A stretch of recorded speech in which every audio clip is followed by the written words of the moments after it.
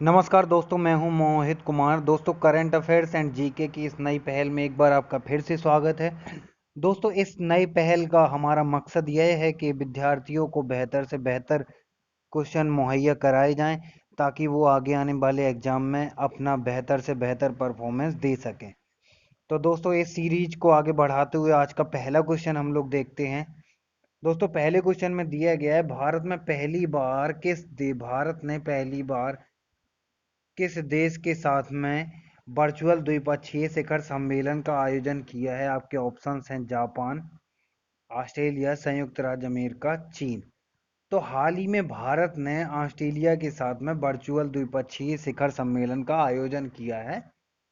इस वर्चुअल द्विपक्षीय शिखर सम्मेलन के तहत दोनों देशों के बीच में अच्छी तरह से व्यापार होगा और दोनों देश एक दूसरे के बंदरगाहों का इस्तेमाल अपने व्यापार के लिए करेंगे बिना रोक टोक के।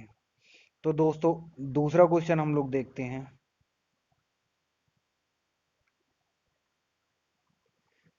दूसरे क्वेश्चन में देखा गया है कि आवास एवं शहरी कार्य मंत्रालय ने the urban learning internship programme TULIP launch किया है। इसे अन्य किस मंत्रालय के सहयोग से चलाया जा रहा है?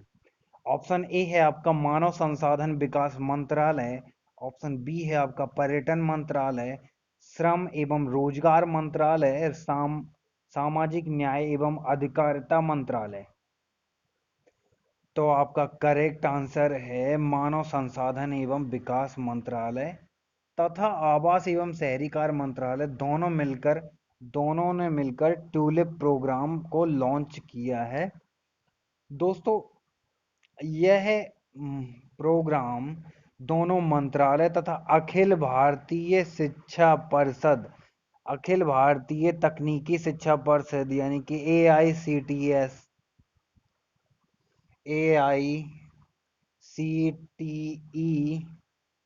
द्वारा के साथ मिलकर एक ऑनलाइन पोर्टल ट्यूलिप, जैसा कि आप स्क्रीन पर देख रहे हैं, ट्यूलिप की शुरुआत की गई है। इस साल करीब 25,000 स्टूडेंट इस प्रोग्राम के तहत इंटर्नशिप कर सकेंगे। क्वेश्चन नंबर तीसरा देखते हैं हम लोग। क्वेश्चन नंबर तीसरे में दिया है कि हाल ही में आवधिक श्रम बल सर्वेक्षण यानी कि PLFS की वार्षिक रिपोर्ट जुलाई 2018 से जून 2019 जारी की गई है। इस रिपोर्ट का कौन सा संस्करण है? यह इस रिपोर्ट का कौन सा संस्करण है? आपके ऑप्शंस है प्रथम, द्वितीय, तृतीय, चतुर्थ। दोस्तों, हाल ही में NSO यानी कि नेशनल स्टैटिस्टिकल ऑफिस यानी कि राष्ट्रीय सांख्यिकी कार्यालय ने जुलाई 2018 से जून 2019 के दौरान किए गए आवधिक श्रम बल सर्वेक्षण के आधार पर सेकंड यानी कि द्वितीय वार्षिक रिपोर्ट आपकी जारी की है। क्वेश्चन नंबर चौथा हम लोग देखेंगे। चौथे क्वेश्चन में दिया गया है, विश्व पर्यावरण दिवस कब मनाया जाता है? आपके ऑप्शंस हैं 3 जून, 5 जून, 3 जुलाई, 5 जुलाई। तो आपका करेक्ट आंसर है आपका 5 जून। दोस्तों, 2020 की विश्व पर्यावरण की थीम है आपकी बायोडाइवर्सिटी। बायोडाइवर्सिटी का मतलब है जैव विविधता। बायोडाइवर्सिटी। उसके बाद में 2020 का जो आयोजन किया जा रहा है वो कोलंबिया एंड जर्मनी दोनों देशों के साझा प्रयास से 2020 के विश्व पर्यावरण दिवस का आयोजन किया जा रहा है। क्वेश्चन नंबर 5वां हम लोग देखेंगे। हाल ही में किस संस्था ने सुमेरु पैक्स नामक उपकरण लॉन्च किया है, विकसित किया गया है? ये किस संस्था द्वारा? ICMR द्वारा, CSIR, DRDO या एम्स द्वारा? दोस्तों, सुमेरु पैक्स नामक उपकरण है वो आपके PPE किट से संबंधित है, जिससे डॉक्टर PPE किट एक सुरक्षा उपकरण किट है, एक सुरक्षा किट है जो कि कोविड 19 या किसी बुरी महामारी या किसी वायरस से बचाने के लिए डॉक्टरों के लिए कारगर साबित होती है। पीपीई किट डॉक्टरों के लिए ही बनाई गई है और सुरक्षा कर्मियों या चिकित्सा कर्मियों के लिए बनाई गई है, ताकि वो वायरस या कुछ किसी भयंकर बीमारी से बच सके। दोस्तों, इस पीपीई किट के माध्यम से अक्सर देखा गया है कि चिकित्सा कर्मी या सुरक्षा कर्मी इसको जैसे ही पहनते हैं तो वो कुछ ही क्षण बाद बेहोश हो जाते हैं, क्योंकि क्योंकि वो सहज महसूस नहीं कर पाते हैं इस किट में।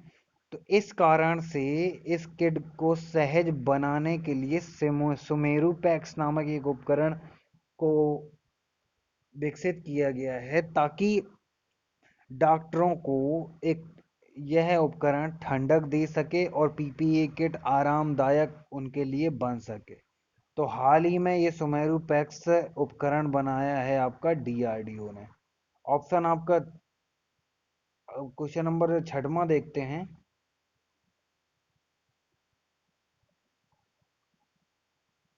चीन द्वारा पीओके में सीपैक के तहत कोहाला हाइड्रो पावर प्रोजेक्ट का निर्माण किया जाना प्रस्तावित है।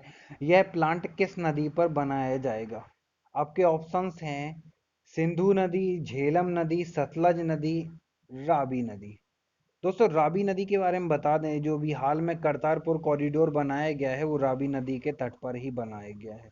लेकिन जो कोहाला हाइड्रो इलेक्ट्रिक प्रोजेक्ट है वो सीपैक यानी कि चीन पाकिस्तान इकोनॉमिक कॉरिडोर के तहत बनाया जा रहा है। तो इससे 1124 मेगावाट बिजली उत्पन्न की जाएगी, जो कि पाकिस्तान की मदद करेगी। कोहाला हाइड्रो पावर प्रोजेक्ट जो कि झेलम नदी के तट पर बनाया जा रहा है। क्वेश्चन नंबर 7वां हम लोग देखेंगे। क्वेश्चन नंबर 7वें में दिया गया है किसी राज्य के लिए अनिवार्य तथ्य क्या क्या है? जनसंख्या, सरकार, संप्रभुता, भूभाग। आपके ऑप्शंस भी दिए गए हैं। तो दोस्तों, ये चारों ऑप्शंस इंपॉर्टेंट हैं, क्योंकि जनसंख्या के बिना राज्य नहीं बन सकता है, सरकार के बिना संप्रभुता और भूभाग, किसी चीज के बिना राज्य का निर्माण नहीं हो सकता है। तो इसलिए उपरोक्त सभी कथन सही है आपके।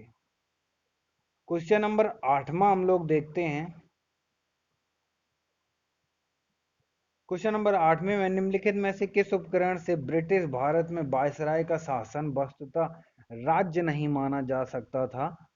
इसके क्या कारण था? ऑप्शन आपके ऑप्शंस हैं निश्चित भूभाग के अभाव के कारण, जनसंख्या के अभाव के कारण, सरकार के अभाव के कारण, या संप्रभुता के अभाव के कारण। तो दोस्तों, आपका ऑप्शन डी करेक्ट है, संप्रभुता के अभाव के कारण।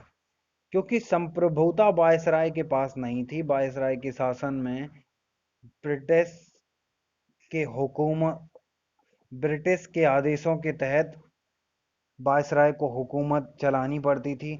वायसराय की कोई अपनी संप्रभुता नहीं थी। इसलिए आपका ऑप्शन डी करेक्ट है। क्वेश्चन नंबर 9 देखते हैं हम लोग। 9वें क्वेश्चन में दिया गया है कि भारत में राजनीतिक प्रणाली की आवश्यकता के कारणों में शामिल है। ऑप्शन आपके स्टेटमेंट दिए गए हैं। भारत में राष्ट्र निर्माण की प्रक्रिया अभी चल रही है, ये सही बात है, जिसे राष्ट्र विरोधी ताकतें नुकसान पहुंचा सकती हैं। आपका दूसरा स्टेटमेंट है भारत की आंतरिक सुरक्षा के समक्ष कई चुनौतियां हैं। आपका तीसरा स्टेटमेंट है भारत एक कल्याणकारी राज्य की भूमिका में है। और आपका चौथा है आपका भारतीय समाज तीव्र सामाजिक परिवर्तनों के दौर से गुजर रहा है। तो आपके कूट भी दिए गए हैं, ऑप्शंस हैं आपके केवल 3 4, केवल 1 3 4, केवल 1 2 3 या उपरोक्त सभी। तो दोस्तों, चारों ऑप्शन राजनीतिक प्रणाली की आवश्यकता के लिए इंपॉर्टेंट है। तो उपरोक्त सभी कथन आपके सत्य होंगे। क्वेश्चन नंबर 10वां देखेंगे। निम्नलिखित में से किस देश में प्रत्यक्ष लोकतंत्र का उदाहरण पाया जाता है? आपके ऑप्शंस हैं अमेरिका, ब्रिटेन, भारत, स्विट्जरलैंड। दोस्तों, भारत एक अर्ध संघात्मक परिसंघ है, यानी कि भारत एक लोकतांत्रिक देश है, पर प्रत्यक्ष लोकतांत्रिक देश नहीं है। इसी तरह से अमेरिका, ब्रिटेन का ब्रिटेन का संविधान है वो अलिखित संविधान है। भारत का संविधान सबसे बड़ा विश्व का लिखित संविधान है। अमेरिकी संविधान जो कि सबसे पहले बनाया गया संविधान है लिखित रूप से। दोस्तों, स्विट्जरलैंड के बारे में आ जाते हैं। यह प्रत्यक्ष लोकतंत्र का उदाहरण इसलिए है क्योंकि यहाँ की जनताओं को क्योंकि सरकार द्वारा यहाँ की जनताओं की इच्छा को सीधे जानने की कोशिश करती है सरकार। वो भी दो माध्यम से, एक तो पहल के माध्यम से यानी कि इनिशिएटिव से, और दूसरा जनमत संग्रह से। इनिशिएटिव से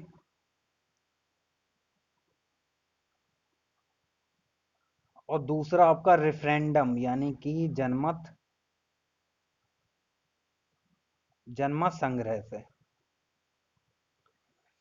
तो आपका ऑप्शन डी करेक्ट है। क्वेश्चन नंबर 11 हम लोग देखेंगे। निम्नलिखित में से किसी जनता निश्चित अवधि के लिए प्रत्यक्ष व परोक्ष रूप से चुनाव करती है? ऑप्शन ए है आपका राजनीतिक कार्यपालिका, ऑप्शन बी है आपका स्थायी कार्यपालिका, ऑप्शन सी है ए व बी दोनों, और ऑप्शन डी है इनमें से कोई नहीं। तो दोस्तों, जनता निश्चित अवधि के लिए प्रत्यक्ष व परोक्ष रूप से किसी राजनीतिक कार्यपालिका में चुनाव करती है, क्योंकि जहां राजनीति होगी वहां जनता निश्चित अवधि के लिए प्रत्यक्ष या परोक्ष रूप से, जिस तरह से प्रत्यक्ष रूप से भारत में सांसदों को चुना जाता है, बल्कि परोक्ष रूप से राष्ट्रपति का चुनाव होता है। तो यह एक राजनीतिक कार्यपालिका के लिए ही महत्वपूर्ण होगा। दोस्तों, आज की इस सीरीज में बस इतने ही क्वेश्चन के साथ मैं आपसे विदा लेता हूं। कुछ और नए प्रश्नों के साथ मैं अगले लेक्चर में मिलूंगा। तब तक के लिए नमस्कार। खुश रहिए, पढ़ते रहिए, अपना ख्याल रखिए और कोविड-19 से सुरक्षा बनाए रखिए। दोस्तों, आपका आपका आप सही रहेंगे, आपका भविष्य सही रहेगा। अगर आप ही नहीं रहेंगे तो भविष्य आपका कैसे सही रहेगा? तो सबसे इम्पोर्टेंट है आप। तो अपनी सुरक्षा बनाए रखिए और आसपास समाज में जागरूकता फैलाइए। नमस्कार दोस्तों, मिलते हैं अगले लेक्चर में।